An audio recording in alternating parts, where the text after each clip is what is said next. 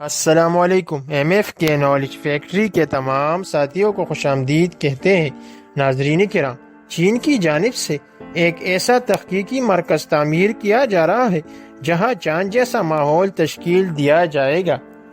چین بہت جلد مصنوعی چاند کو متعارف کرا دے گا جس میں زمین کے سیٹلائٹ جیسی کشش شکل اور ماحول موجود ہوگا۔ چین کی جانب سے شوجو نامی شہر میں ایک ایسا تحقیقی مرکز تعمیر کیا جا رہا ہے جہاں چاند جیسا ماحول ہوگا۔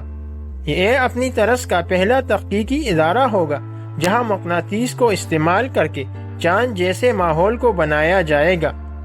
اس مرکز کے اندر ایک ویکیوم چیمبر ایک چھوٹے چاند کا گھر ہوگا جہاں چاند کی سطح جیسی چٹانیں وغیرہ موجود ہوں گی۔ China university of mining and technology کے سائنسدان لی ریولین نے بتایا کہ اس مرکز سے چین کے خلائی منصوبوں کو تقویت ملے گی اور ماہرین کو مختلف باتوں کی کوچ کرنے میں مدد مل سکے گی، جیسے چاند پر انفراسٹرکچر کی تعمیر وغیرہ۔ دوستو، چین کی جانب سے خلائی پروگرامز پر اربوں ڈالر خرچ کیے جا رہے ہیں اور متعدد مشنز روانہ کیے گئے ہیں، جیسے چاند کی تاریک حصے پر دنیا کا پہلا مشن بھیجنا اور 2021 میں مریخ پر پہلے مشن کا کامیابی سے پہنچنا۔ چین نے 2021 میں روس کے ساتھ مل کر چاند پر ایک مشترکہ تحقیقاتی مرکز کی تعمیر کے منصوبے کا اعلان بھی کیا تھا، جبکہ وہ 2030 تک چاند پر اپنے خلابازوں کو بھیجنے کا بھی خواہش مند ہے۔ تو چینی سائنسدانوں کو توقع ہے کہ مصنوعی چاند مستقبل میں چاند پر بھیجنے والے مشنز میں اہم کردار ادا کر سکے گا، جبکہ خلابازوں کو کم کشش شکل کے لیے تیار ہونے کا موقع مل سکے گا۔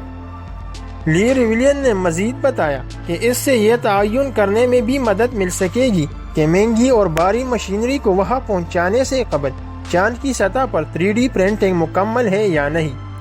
انہوں نے کہا کہ چاند جیسے ماحول میں کچھ تجربات سے ہمیں چند اہم اشارے بھی ملے ہیں، جیسا کہ چاند کے سطح کے اندر کہاں پھنسے ہوئے پانی کو دیکھنا چاہیے وغیرہ۔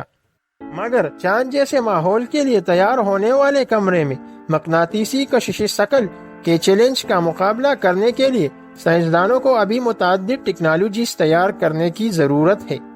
تو دوستو، آپ کو ہماری کاوش کیسی لگی؟ پسند آنے کی صورت میں ویڈیو کو لائک، کمنٹ اور شیئر ضرور کیجیے گا۔ ملتے ہیں اگلی ویڈیو میں۔ اللہ حافظ۔